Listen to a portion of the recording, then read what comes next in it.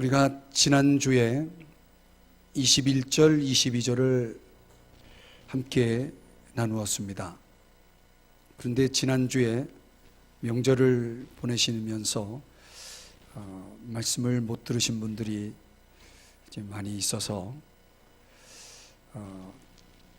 오늘 본문과 연결을 해서 잠깐 설명을 드리면, 지난주에 우리가 나누었던 21절, 22절은 우리가 예수님을 믿고 성령 하나님이 우리 가운데 임재하시면서 일어나는 변화에 대해서 소개를 했습니다. 어떤 변화가 일어나냐면 믿음을 갖게 됩니다. 성령이 들어오시면서 우리는 믿음을 갖는 변화가 일어납니다. 또 능력이 주어집니다. 그 능력으로 주님을 위해서, 이웃을 위해서 봉사하고 또 섬기는 그런 삶을 살게 됩니다.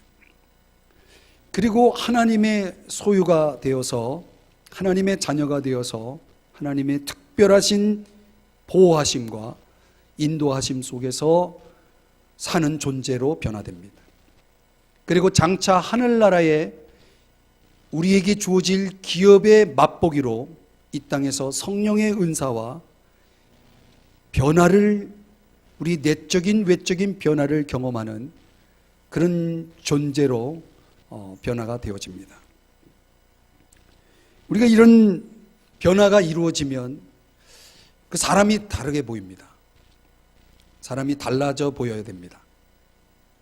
그 존재 자체가 달라짐을 우리가 무엇으로 알 수 있냐면 삶을 보면 압니다.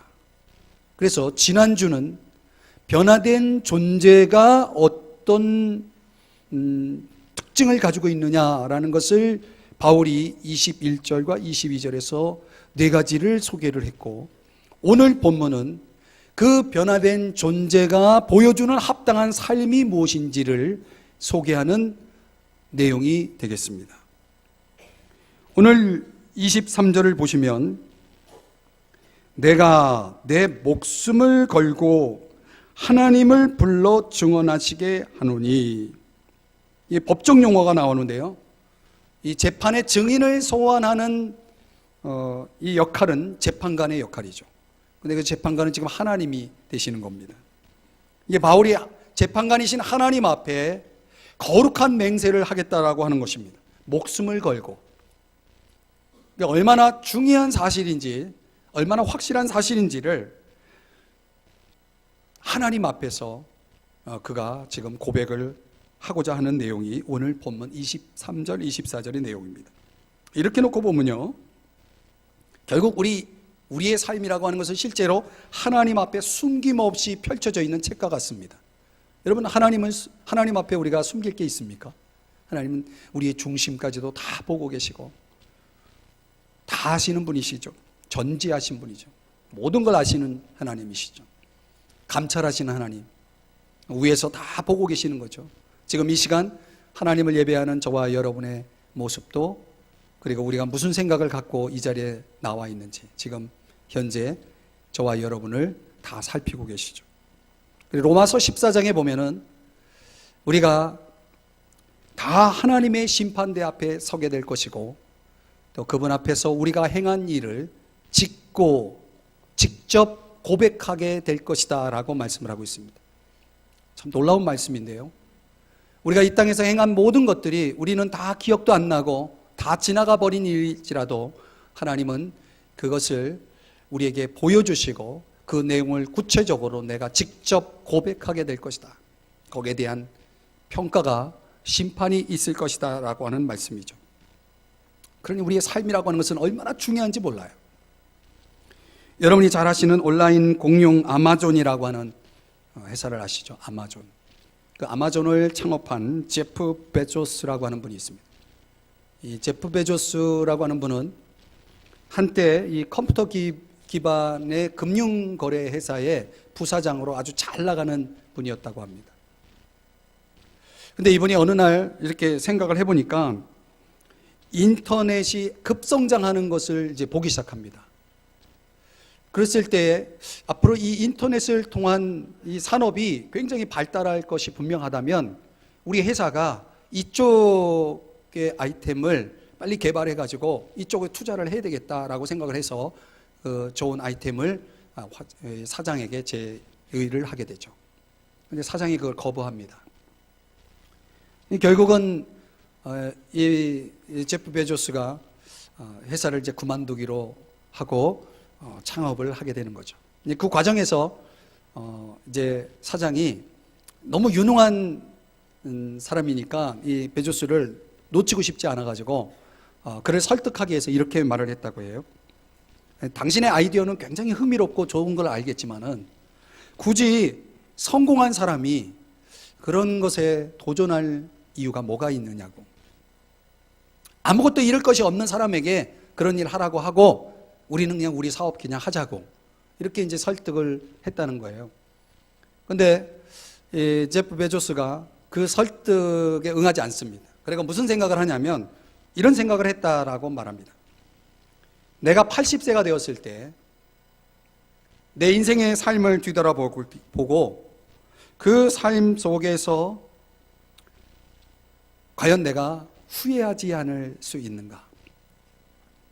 예컨대 30살에 거액의 인센티브를 받지 못한 것을 내가 아쉬워할까?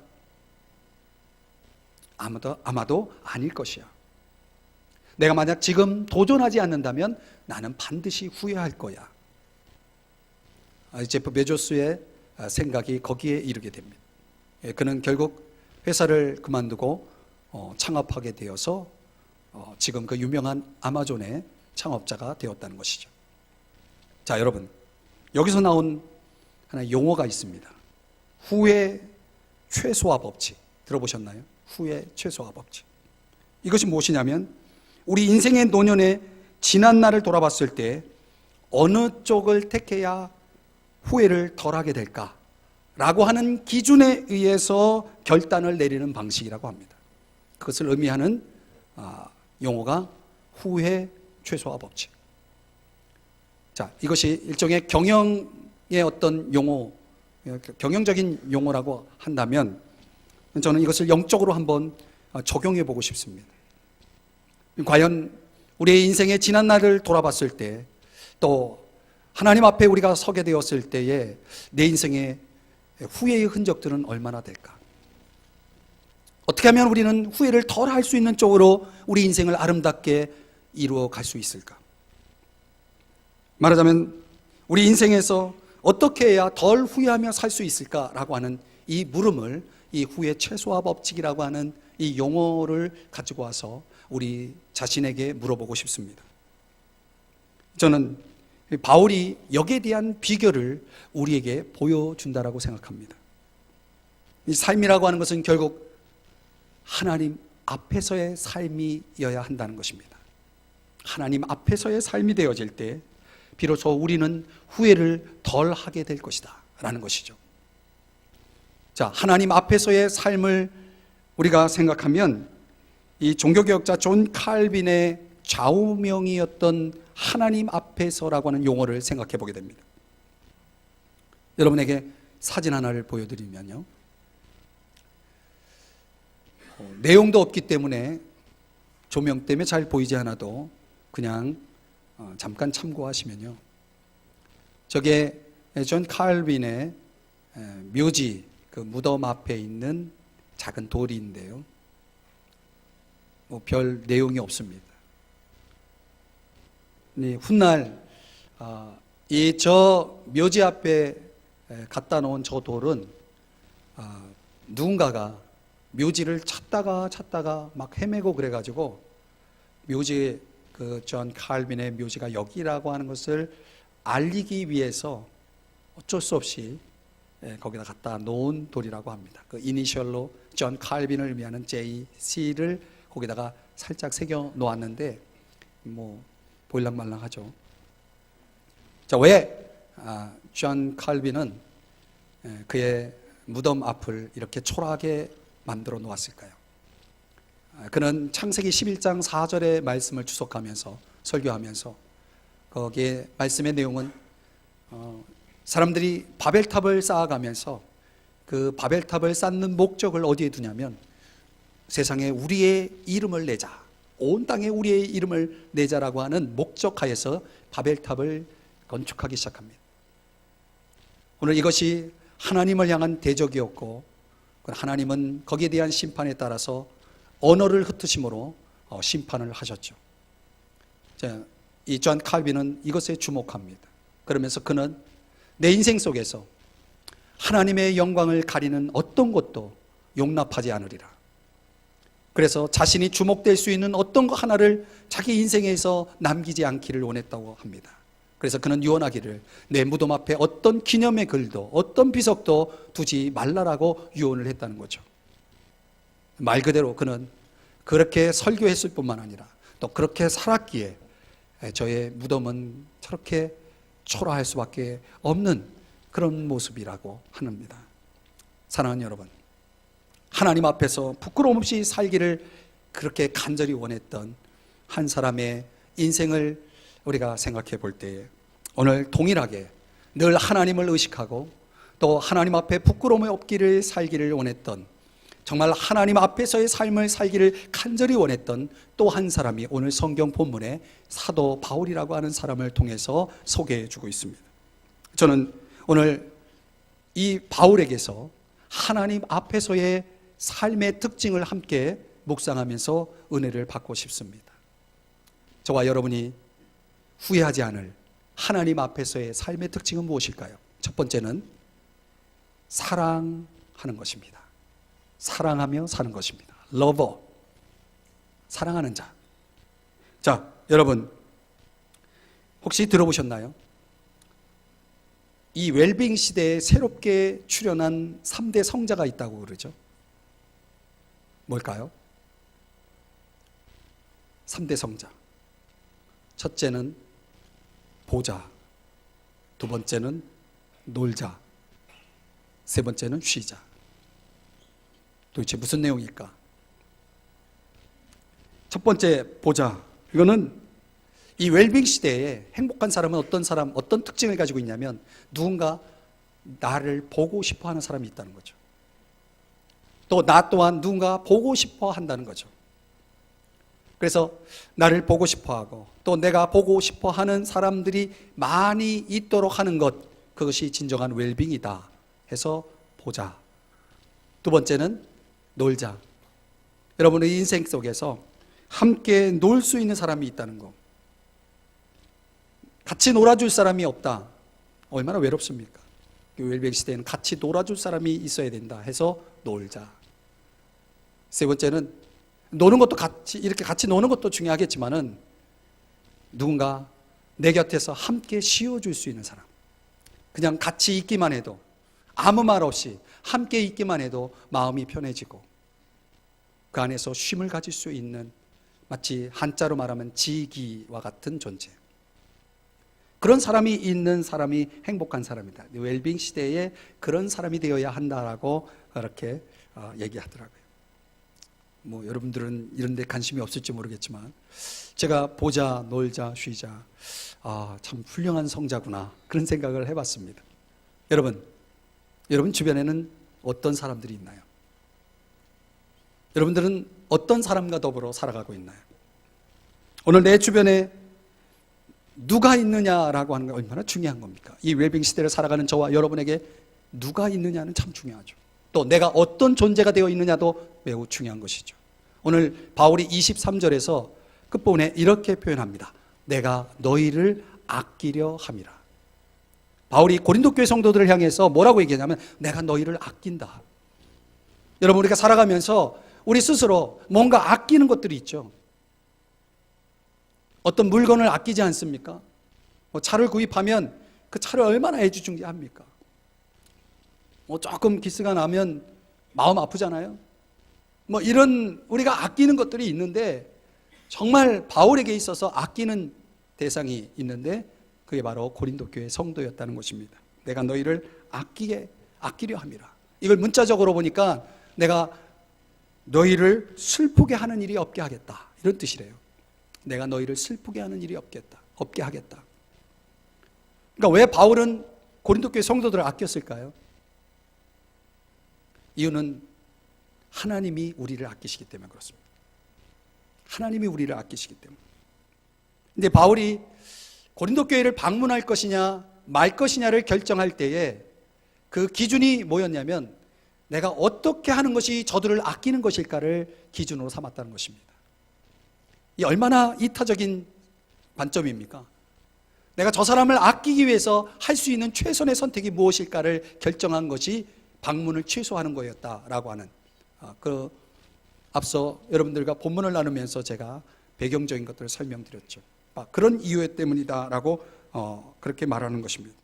이 바울이 정말 마음에 상처가 되고 자기를 무시하고 그런 고린도 교회 성도들을 향해서 그들을 무시할 수도 있는데 바울은 그들을 아끼기 원했다는 것이에요. 그들을 아꼈다. 이 고린도전서 13장에서 바울이 사랑을 이렇게 정의하죠. 모든 것을 바라고 모든 것을 믿고 모든 것을 견디는 것이 사랑이다.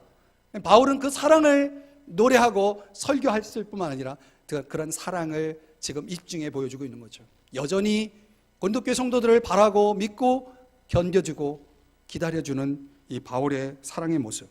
이런 사랑이 어떻게 가능했을까요?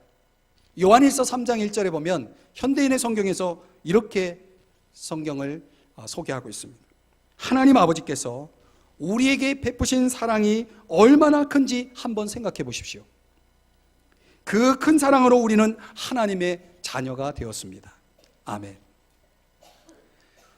우리가 얼마나 큰 사랑을 받았는지 누구로부터? 하나님 아버지로부터. 우리가 적어도 그 큰 사랑으로 인해서 하나님의 자녀가 되었다라고 하는 사실. 하나님의 자녀의 특징이 뭡니까? 하나님의 큰 사랑을 경험했다는 거죠. 여러분, 사랑을 경험한 사람이 사랑할 줄 알죠?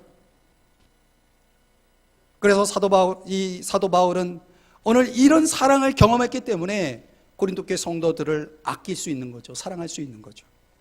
요한일서 4장 7절에서는 이 사도 요한이 뭐라고 얘기했냐면 사랑하는 자는 다 하나님께로부터 났다라고 얘기해요. 즉 하나님께로부터 났다는 건 거듭났다는 얘기인데, 즉 하나님의 자녀가 되었다. 그 하나님의 자녀가 되는 그 근거가 뭐냐? 기준이 뭐냐면 사랑하는 자, 러버입니다. 사랑하는 자가 되는 것입니다. 그렇기 때문에 사랑하는 여러분, 이 사랑이라고 하는 것은 우리의 존재 자체예요. 우리의 본질이에요. 하나님의 자녀로 태어난 하나님의 사랑, 큰 사랑을 경험한 저와 여러분의 본질이라는 것이죠. 사랑할 수 없다면 우리는 아직 하나님의 자녀가 아닐 가능성이 있습니다. 사도 베드로는 베드로전서 1장에서 주 예수 그리스도 나타나실 때 너희들에게 가져올 은혜를 온전히 바라라 라고 말하면서 그는 22절에서 그 온전히 바라는 사람들의 삶의 모습을 이렇게 소개합니다. 뜨겁게 서로 사랑하라. 여러분, 분명히 우리 주님은 저와 여러분이 이 땅에서 어떤 사랑을 했는지를 평가하실 날이 올 겁니다. 분명히 우리의 사랑은 평가받을 것입니다. 그 사랑이 진정 주님이 원하신 아가페, 그 진정한 사랑인지를 주님은 평가하시게 될 것입니다. 마지막 날 주님이 우리의 사랑을 평가할 때에 그것을 어떻게 평가하실 것인가에 대해서 우리가 볼 수 있는 힌트가 마태복음 25장에 보면 나옵니다. 거기 보면은 주님이 이런 말씀을 하셨어요. 형제 중에 지극히 작은 자 하나에게 한 것이 곧 나에게 한 것이다. 여러분, 지극히 작은 형제를 향해서 내가 베푸는 사랑은 곧 주님에게 하는 것이다. 사실 우리 주변에 있는 사람들을 우리가 사랑할 수 있음은 그들이 다 주님이기 때문이죠. 주님과 동등한 존재들이기 때문에. 그들이 만약 주님이라면 우리는 기꺼이 사랑할 수 있어야 돼요. 왜? 그 주님이 우리를 기꺼이 사랑해 주셨기 때문에. 그 큰 사랑을 보여주신 주님 앞에 우리가 마땅히 그분을 사랑함이 마땅하죠. 사랑하는 여러분, 어느 어머니가 딸 셋을 데리고 이제 키우면서 살았는데 남편은 이제 돌아가시고 말이에요. 얼마나 힘들겠습니까? 근데 어느 날 이 고아원에 딸 하나를 또 양녀로 입양을 합니다. 셋도 키우는 거 힘들 텐데 이분이 참 사랑이 많은 것 같아요. 그래서 어떻든 애를 데려와 가지고 그 세 딸에게 말하는 거예요. 너희 동생들이니까 잘 대해주고 같이 사랑해라. 이렇게 이제 부탁을 한 겁니다. 근데 이 아이가 이 낯선 집에 와가지고 자기가 모르는 사람들하고 같이 있으면서 적응을 못했는지 계속 우는 거예요. 첫날도 울고 둘째 날도 울고 셋째 날도 울고 계속 우니까 그 제일 큰 언니가 말이죠. 아니 이 방법 저 방법 다 해도 도대체 눈물을 그치질 않는, 울음을 그치지 않는 그 아이를 붙잡아 놓고 이렇게 이야기를 하는 겁니다. 너 왜 도대체 왜 우냐? 왜 울어? 너무나 답답한 마음에 그렇게 한 다음에 그 아이를 끌어안고 같이 울었다고 합니다. 울다 지쳐서 둘이 잠에 빠졌어요. 잠이 들었어요. 그런데요, 잠을 자고 일어나더니 그 아이가 울지 않더랍니다. 도대체 어떤 일이 일어난 것일까요? 문제는 이거죠. 같이 울어줄 사람을 찾는 겁니다.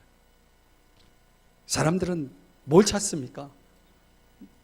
나와 같이 울어줄 사람. 여기에 사랑이 있는 거죠. 진심으로 같이 아파해 줄 수 있는 사람, 내 아픔과 같이 함께 동참해 줄 수 있는 사람들. 우리가 찾는 사랑이 이런 거 아니겠습니까? 오늘 바울이라고 하는 사람, 자신의 결정을 이런 기준하에서 너희들이 내 마음을 아프게 하지만 나는 여전히 너희들을 사랑할 거야. 나는 너희들을 여전히 아낄 거야. 너희들을 위해서라면 난 최선을 다할 거야. 이것이 바울이 가졌던 하나님 앞에서의 삶의 자세였다는 사실입니다. 다른 사람을 이렇게 깊이 고려할 수 있는, 배려할 수 있는 마음들, 이런 사랑의 마음이 오늘 하나님 앞에서의 삶을 살아가야 될 저와 여러분에게도 필요하다는 사실을 아십니까? 사랑하는 여러분, 서로 깊이 사랑하며 살았으면 좋겠습니다. 두 번째, 오늘 바울이 보여준 하나님 앞에서의 삶은 어떤 것일까? 믿음에 확실히 서는 것입니다. 빌리버가 되는 것입니다. 믿음에 확실히 서는 것. 여러분, 우리의 신앙이 나약한 이유가 뭘까요? 사람들의 신앙이 나약합니다. 왜 나약할까요? 믿음의 문제 아니겠습니까? 윌리엄 바클레이라고 하는 분이 이 문제에 대해서 믿음을 이렇게 설명해 주고 있습니다. 믿음은 세 가지 차원의 관점이 달라지는 것이다. 첫 번째는 하나님에 대한 관점, 하나님을 바라보는 시각. 하나님은 어떤 분이냐? 나의 아버지시다. 하나님은 어떤 분이냐? 나를 사랑하시는 분이다. 사랑하는 하나님, 그리고 하나님은 내가 사랑해야 될 대상. 이 하나님에 대한 관점이 이렇게 변화된 사람을 가리켜서 믿음을 가진 사람이다라고 설명합니다. 두 번째는 이웃에 대한 관점이 변화됩니다. 이웃은 어떤 대상인가? 내가 이용해 먹을 사람들, 내가 증오하는 사람들, 내가 복수해야 될 사람들, 이런 사람들이 아니라 내가 사랑하고 내가 용서하고 내가 품어야 될 사람들, 이렇게 관점이 달라진 사람을 믿음을 가졌다라고 말하는 것이죠. 또 나 자신에 대한 관점이 바뀌어야 된다. 바뀌는 사람. 나는 어떤 사람이냐? 나는 아무 쓸모없는 사람이에요. 그런데 믿음을 가진 순간 나는 너무나 소중한 존재. 나는 실패자. 그러나 믿음을 가진 순간 나는 지금 성공을 향해 가는 사람. 아니, 성공의 자리에 있는 사람. 마침내 모든 것이 합력하여 선을 이룰 것을 믿기에, 하나님은 나를 성공자로 세워주실 것을 믿기에 나를 여전히 그 가능성을 인정하고 성공자로 볼 수 있는 시각. 그리고 내 안에서 수많은 그 무너진 것들을 회복시켜서 마침내 나를 승리자로 쓰실 거라고 하는. 그래서 지금 아무리 힘들고 어려워도 하나님은 여기에 중요한 의미를 가지고 있을 거야. 내 인생에 하나님은 선한 계획을 갖고 있어 라고 하는 시각을 가질 수 있는 사람, 이 윌리엄 바클레이가 설명하는 믿음을 가진 사람의 변화 특징입니다. 우리가 적어도 이런 변화의 사람, 이런 믿음을 가진 사람이 되어야 하지만 그렇지 못한 이유가 뭘까요? 독일의 신학자 버네퍼라고 하는 분은 이런 사실에 대해서 이유가 있다는 거예요. 뭐냐면 결단이 없기 때문이라는 거예요. 근데 그가 말하는 우리가 그리스도인됨으로 살아가기 위해서, 적어도 예수의 제자로 믿음을 가진 자로서 살아가기 위해서 우리들에게 주어져야 할 중요한 결단이 있다라고 그는 말합니다. 이 결단이 있어야만 우리는 믿음의 길을 갈 수 있다. 첫 번째는 뭐냐면 단독자로 서야 된다는 거예요. 저와 여러분이 단독자. 이건 뭐냐면 여러분, 우리가 관계 속에 있죠. 우리 가족이 있어요. 아내가 있고 남편이 있고 자식이 있습니다. 여러분, 그들이 어떤 사람이냐고는 나의 믿음과는 아무런 관계가 없어요. 내 믿음은 내가 가지고 서 있는 거예요. 그러니까 하나님 앞에 내가 어떤 믿음을 가지고 있느냐로 모든 것이 결정이 나는 거지, 가족들이 아무리 믿음이 좋아도 내 자신이 믿음이 없다면 그건 아무 의미가 없는 거예요. 여러분이 천국에 들어갈 때 가족들의 믿음으로 가는 게 아닙니다. 여러분 식구들이 뭐 믿음을 열심히, 믿음 생활 열심히 해가지고 나도 덩달아서 천국 가겠다 생각하는 그것은 맞지 않습니다. 단독자로 결정해야 됩니다. 하나님 앞에서 내가 믿음을 가질 것이냐 말 것이냐는 내가 결정하는 것입니다. 내가 결정하는 것입니다. 그리고 그 단독자, 아무에게도 의논할 필요가 없습니다. 믿음을 가질 때 내가 믿어야 될까요 말아야 될까요 의논할 필요 없습니다. 내가 단독자로 서는 것입니다. 그걸 결단해야 되는 겁니다. 그 다음에 내가 하나님 앞에 나아가는데 방해되어지는 것들, 세상과의 관계 속에서 방해되어지는 것들을 제거해야 된다라고 하는 그런 결단입니다. 얼마나 많은 사람들이 이 결단 앞에 서지 못해서 그들이 진정 가져야 될 참된 믿음을 소유하지 못하고 살아가는지 모릅니다. 믿음을 다른 사람을 대신하거나 또 진정 믿음으로 나아가는 것을 꺼려하는 사람들이 얼마나 많습니까? 자, 오늘 바울이 24절에서 중요한 말씀을 하고 있습니다. 내가 너희의 믿음을 주관하려는 것이 아니요 너희가 믿음에 섰다라는 말을 하고 있습니다. 근데 여기 믿음에 섰다라는 말이 굉장히 중요한 의미가 있는 단어입니다. 이 문장입니다. 우리가 믿음에 서는 게 중요합니다. 이 필립스라고 하는 영어 성경 번역본에 의하면은 이 본문을 이렇게 번역했습니다. 내가 여러분의 믿음을 책임지고 있는 것이 아닙니다. 하나님 안에 여러분이 서 있음은 여러분 스스로의 문제입니다. 아주 중요한 해석입니다. 여러분, 누가 내 믿음을 책임져 줄 수 없습니다. 내 믿음은 내 문제입니다. 내 스스로가 해결해야 될 문제라는 것이죠. 그래서 또 하나의 번역 속에는 이런 번역이 나옵니다. 여러분의 믿음은 이미 굳건하여졌으니 내가 여러분의 믿음을 돕기 위하여 많은 일을 할 수는 없을 것입니다. 바울 스스로가 내가 여러분의 믿음을 위해서 할 수 있는 역할은 고작 제한적이고 또 일부분에 불과할 것이다. 나는 당신들의 믿음을 책임져 줄 수 없다. 그러니 당신들은 스스로 각자 알아서 서야 된다라고 말하고 있는 것이죠. 사랑하는 여러분, 바울은 어느 누구의 믿음을 지배하거나 주관하지 않았습니다. 그걸로 그들의 믿음을 내가 믿음에 영향을 주었다는 이유로 또 내가 믿음을 주는데 역할을 했다는 이유로 그 사람을 조종하지도 않고 또 그 사람에게 어떤 것을 강요하지도 않았습니다. 바울은 그저 자신도 종의 입장에서 한 가지 또 부분적인 역할을 했을 뿐입니다. 믿음은 누가 주관합니까? 우리 주님이 주관하는 겁니다. 오늘 저와 여러분의 믿음을 누가 주장합니까? 하나님이 주장하시는 겁니다. 하나님이 우리의 주인이십니다. 하나님만이 여러분의 주인이십니다. 그 주인이신 하나님 앞에 여러분이 결정해야 되는 거예요. 여러분이 서야 되는 거예요. 바울의 강조는 이것입니다. 나는 여러분에게 믿음을 줄 수 없습니다. 믿음을 주는 분은 하나님이십니다. 그러니 여러분이 하나님 앞에서 서십시오. 하나님 앞에서 믿음을 가지십시오라고 강조하고 있는 것이죠. 바울이요, 평생을 살면서 그가 하나님 앞에 서는 순간까지 그가 꼭 지키기를 원했던 한 가지가 있습니다. 뭘까요? 디모데후서 4장 6절 이하에서 이렇게 말씀합니다. 들어보세요. 나의 떠날 시각이 가까웠도다. 이제 죽을 때가 됐다는 얘기예요. 나는 선한 싸움을 싸우고 나의 달려갈 길을 마치고 믿음을 지켰으니. 뭘 지켜요? 바울의 인생은 믿음을 지키는 싸움이었다는 사실입니다. 그 위대한 하나님의 사역자가 뭘 지키기 위해서 싸웠습니까? 믿음을 지키기 위해서 싸웠다는 거예요. 여러분, 이 믿음을 지키는 싸움이 얼마나 대단한 싸움인지 아십니까? 우리가 주님 앞에 서는 그 순간까지 이 싸움은 끝나지 않습니다. 그런데 여러분, 바울의 서신을 연구해 보면 믿음에서 탈락된 사람, 믿음을 믿음을 잃어버린 사람들의 목록이 나옵니다. 디모데전서 1장 20절에는 후메네오와 알렉산더라는 사람이 나오고요. 디모데후서 3장 8절에는 얀네아와 얀브레라는 사람이 언급됩니다. 디모데후서 4장 10절에는 데마라는 사람이 등장합니다. 이들은 다 어떤 사람들이냐면 믿음을 가졌다가 중간에 믿음을 버리고 세상으로 나간 사람들이에요. 믿음에서 탈락된 사람들. 여러분, 믿음을 지키는 게 얼마나 중요한지 모릅니다. 우리 주변에 보세요. 과거 한때 믿음을 가졌던 사람인데 지금 전혀 믿음과 상관없이 살아가는 모습들을 여러분 보세요. 저와 여러분은 확실히 서 있나요? 장담할 수 있나요? 우리의 호흡이 끊어지고 과연 우리가 눈을 떴을 때 그곳이 천국이 될 수 있다라고 하는 확실한 믿음이 서 있나요?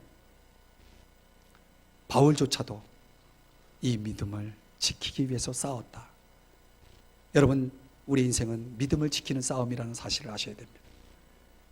우리가 이 땅에서 사는 동안 정말 우리의 인생고 인생 문제 중요하지만 이거보다 더 중요한 싸움은 없는 것입니다. 사랑하는 여러분, 믿음은 은혜입니다.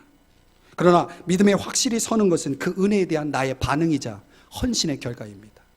믿음은 은혜로 주어지지만 우리가 그 믿음에 확실히 서기 위해서는 우리는 반드시 거기에 순종과 헌신이 따라와야 된다는 거예요.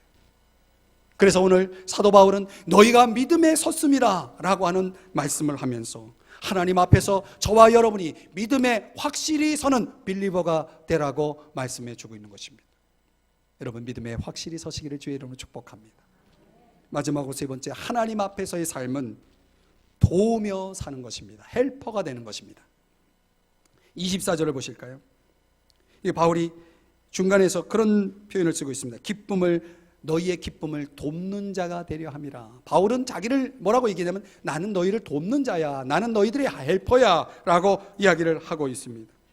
이게 필립스라고 하는 성경 번역에 의하면 오직 여러분의 행복을 더하게 하려는 것뿐입니다 라고 얘기합니다. 바울은요, 그들의 행복, 이 고린도 교회 성도들을 위한 행복과 기쁨을 위해서는 무슨 일이든 하기를 원했다는 사실이죠. 여러분에게 한번 사진 하나 보여드릴까요? 이 초등학교 시험 답안지인데요. 문제가 뭐냐면 친구와 어울려서 할 일로 알맞지 않은 것은 어느 것입니까? 1번 놀이하기, 2번 공부하기, 3번 함께 이야기하기, 4번 어려울 때 도와주기, 5번 다른 반 친구와 싸우기. 뭐죠? 근데 이 친구는 2번이라고 썼어요. 저는 충분히 공감합니다. 이 친구는 친구와 함께 있을 때는 공부하면 안 된다는 거예요. 같이 놀아줘야지, 같이 이야기해야지. 얼마나 순수하고, 저 같으면 정답이라고 동그라미 쳐줬을 것 같아요. 여러분, 묻고 싶어요. 우리는 이웃과 어울려서, 이웃과 더불어 살아가면서 우리가 해야 할 일이 무엇이라고 생각합니까? 여러분, 우리가 함께 살아가는 이 세상에서 우리가 해야 할 역할이 무엇이라고 생각합니까? 아니, 우리에게 어울리지 않는 것은 어떤 것이라고 생각합니까? 오늘 바울은 돕는 자라고 말하고 있습니다. 이게 바울이 고린도 교회 성도들을 위해서 그가 한결같이 갖고 있었던 마음은 돕는 자였다. 이 보네퍼라고 하는 신학자가 이 빌라도 앞에 서신 예수님을 설명하면서 예수님에게 세 가지가 없었다라고 하는 그런 소개를 합니다. 첫째는 자기 자신을 우상화하지 않았다. 우리가 뭘 가졌다라든가 내가 뭘 안다든가 예수님은 결코 그런 것들을 내세우지 않으셨다라고 설명합니다. 그리고 예수님은 이 성공을 우상화하지 않았다. 내가 뭘 이루었다라고 하시지 않았다는 것입니다. 그리고 예수님은 죽음을 우상화하지 않았다. 여러분 아십니까? 예수님에겐 죽음의 그림자가 그늘이 없었다는 것입니다. 왜냐하면 영혼을 추구하셨기 때문에. 그분은 부활이시기 때문에. 오늘 그렇다면 저와 여러분이 예수님처럼 예수님이 보여줬던 이 자기 부인, 그리고 이 철저한 영혼을 추구하는 삶, 거기서 뭐가 나옵니까? 거기서 절대적 이타가 나오는 거예요. 다른 사람을 위한 삶, 다른 사람을 위해서 희생하는 삶이 나오는 것입니다. 예수님이 그렇게 사셨고 사도 바울이 그렇게 살았다는 것입니다. 너희들의 기쁨을 위해서라면, 너희들의 행복을 위해서라면 나를 기꺼이 희생한다라고 말하고 있는 것입니다. 사랑하는 여러분, 오늘 우리 서로는 이렇게 서로의 도움을 필요로 하며 살아가야 할 존재라는 사실을 성경은 우리에게 가르쳐 줍니다. 마태복음 25장에 보면 예수님이 마지막 때에 우리에게 주신 달란트를 평가하실 것에 대해서 말씀하십니다. 내가 너에게 준 달란트를 어떻게 사용했느냐. 그랬을 때 그 달란트를 가지고 예수님은 그렇게 평가하시죠. 적은 일에 충성을 했느냐 여부를 묻죠. 우리가 가지고 있는 것을 가지고 우리는 그것을 잘 충성되이 사용하고 있는지요. 오늘 모두가 하나님으로부터 받은 것이 있는데 우리가 마지막 때에 주님 앞에 섰을 때 그 섬김을 평가받게 될 것이라고 하는 것을 성경이 우리에게 가르쳐주고 있는 것입니다. 그래서 여러분, 우리는 서로가 함께 연결되어서 에베소 4장 16절에서 말씀하고 있는 것처럼 서로가 도움을 주고받으면서 연결되어서 함께 자라고 세워지는 그런 삶을 살아가야 한다는 것이죠. 자신을 희생하고 남을 도우면서 기뻐할 수 있는 위대한 헬퍼, 위대한 조연들이 우리 시대에 필요하지 않습니까? 말씀의 결론을 맺겠습니다. 혹시 여러분 데이비드 스완이라고 하는 소설을 읽어보셨는지 모르겠습니다. 이 나다나엘 호돈이라고 하는 분이 쓴 소설인데요, 그 주인공 20살 된 스완이라는 청년이 이 고향을 떠나서 보스턴으로 취직하러 가다가 이 나무 아래 숲에 들어가서 잠을 자게 됩니다. 잠시 잠을 자고 있는 동안, 이 스완이라는 청년이 잠을 자고 있는 동안 일어난 이야기를 기록하고 있는 소설입니다. 잠을 자고 있는데 첫 번째로 마차를 타고 가던 한 부부가 마차가 고장이 납니다. 바퀴가. 그래서 이 바퀴를 고치는 동안 잠시 그늘로 햇빛을 피해서 그늘로 숲속으로 들어옵니다. 거기 스완이 자고 있는 거예요. 근데 딱 보니까 얼마 전에 죽은 자기 그 부부의 아들 헨리가 생각이 나는 거예요. 너무 비슷하게 생긴 거예요. 여보, 헨리가 살아서 돌아왔나 봐. 하나님이 보내주셨나 봐. 우리 헨리를 대신해서 우리의 재산을 상속할 수 있는 상속자로, 양자로 이 스완을 삼읍시다. 이런 생각을 가지고 부부가 이야기를 나누는 동안 그 마부가 마차를 고치고 출발할 준비가 됐습니다. 이렇게 말하는 거예요. 아쉬움을 남기고 그 부부가 떠나갑니다. 거부의 그 상속자가 될 기회가 사라집니다. 한 예쁜 소녀가 등장합니다. 딱 보니까 너무나 잘생긴 스완이라는 청년이 자고 있는 거예요.